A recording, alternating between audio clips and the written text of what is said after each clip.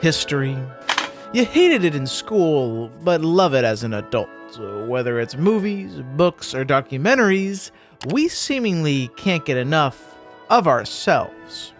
Nailed it! But what exactly is history? Well, it's the systematic study and documentation of humanity's past. Put more simply, how we evolved from here to here.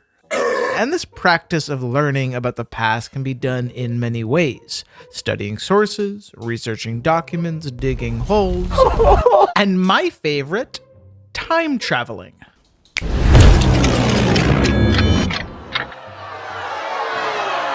I've made a huge mistake. And through these various methods, historians are able to uncover valuable information about our ancestors, their practices, their culture, their lives, but most importantly, their mistakes. We f***ed up. Because by studying the past, we can avoid our parents' problems. Like, I'll personally never invade Russia or allow a barbarian into my house, because those who don't study history are just doomed to repeat it. I've made a huge mistake. At least I have something to eat. And history is the gentleman's hobby. It's the classiest of the after-work activities, and the most useful of the useless degrees. Like, see this boy right here? Now he's a man with a master's degree in Mongol history, a PhD in Phoenician philosophy, and the best goddamn small talk in town. Here you go, sir. Enjoy your day. Thank you. Did you know that there's a common misconception that Napoleon was short? But in reality, if you actually look into the history of Napoleon, that was... Now, many people think of history like this, but in reality, it's more like this. A giant puzzle with missing information, misinformation, and just downright lies. History is written by the victors after all, i.e., whoever is willing to be the bigger dick by using bigger dicks. I'm not actually writing. And to piece together the puzzle of history, you must utilize all the information at your fingertips. Primary sources, secondary sources, rare items, documents, dig sites, but most of all, dates. This is the worst. Oh my god, the dates. This one, that one, these ones. Dates are the bane of every student's existence, especially in their final form, the multiple choice question. Nailed it. So what you're gonna want to do is take those dates and throw them in the dump, and instead focus on the thing that really matters. So the stories, the characters, the emotion, the things that really stick in your mind. Nero fiddling as Rome burned, Washington crossing the Delaware, and the Mongols riding naked. I swear it's because it's cold. These stories may not technically be true, but they help you remember the bigger picture. The Mongols were good on horseback, Rome did burn, and Washington did actually cross the Delaware to invade Russia. Should've read that book about Napoleon. Like, Rome probably didn't salt the earth of Carthage, but it helps you remember that Rome did in fact defeat Carthage, and it paints a vivid picture of how brutal losing an ancient war could be. There were no treaties, no truces, no civilized conferences, just death, slavery, and, well, mostly just slavery. I swear it's because it's too hot. Now, books, movies, and documentaries are all fantastic ways to engage with history, but a superior vehicle exists, a method for spreading ideas that is so potent, so effective, so viral, that it's like a virus infecting your brain. Memes. I am under the water. Please help me. Oh baby, the memes. This one, that one, these ones, so efficient, yet so effective. Hey, that's pretty good. And when you don't understand a meme, you just have to know why. It creates an intellectual itch, a genuine desire to learn. Like, see this meme?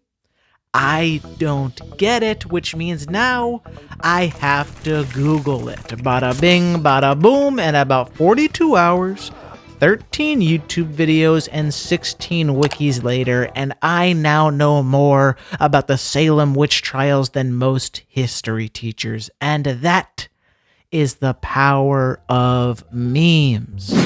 And that, class, is how the witches of Salem were burned at the stake. Any questions? Actually, nobody was burned at Salem. The executions were done by hanging. So, like, do I get extra credit?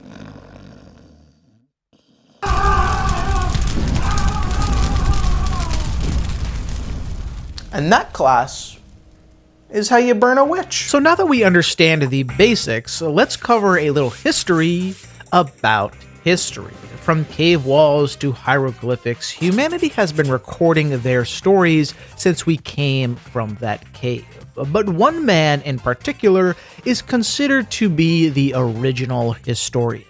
This man, Herodotus, a Greek living in Persia who recorded much of what we know of the ancient world.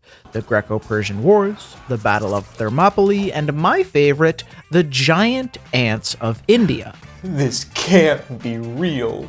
And this was real.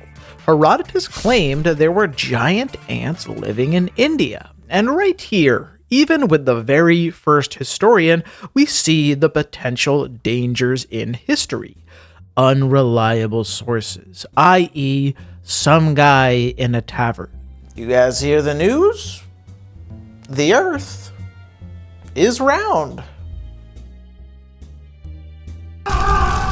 These secondary sources are dangerous, but I love them. It's like a game of telephone. You've got what actually happened, and then what we want to have happened. Because with each ear a story passes through, it gets shaded by that person's bias and moves a little further from the truth, but becomes a better story because people embellish, people exaggerate, and people lie, and it goes a little something like this.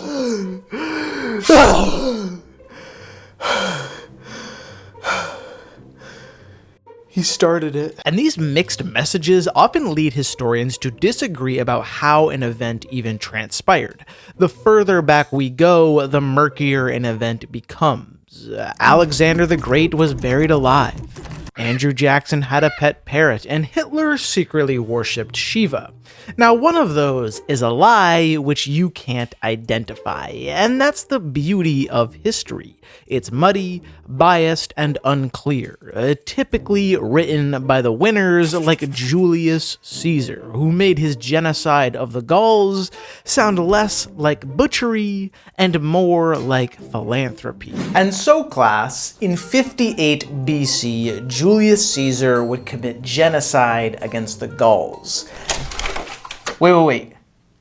What was that bit about me committing genocide? Sir, you literally eradicated an entire people. Do you not remember? Oh, that's right. Let's cut that out. And well, that's pretty much the entire field of history. I don't think I missed a single thing. So you're pretty much an accredited historian now with a PhD, which means now it's time for you to go out and do what historians do best. Argue. What? Everyone knows Stalin was way worse than Hitler. He's right behind me, isn't he? Wait! Don't go. Consider watching this video because it tells the algorithm, hey, I like this guy, and you made it this far into the video, so you must like me, right? Right? Please love me.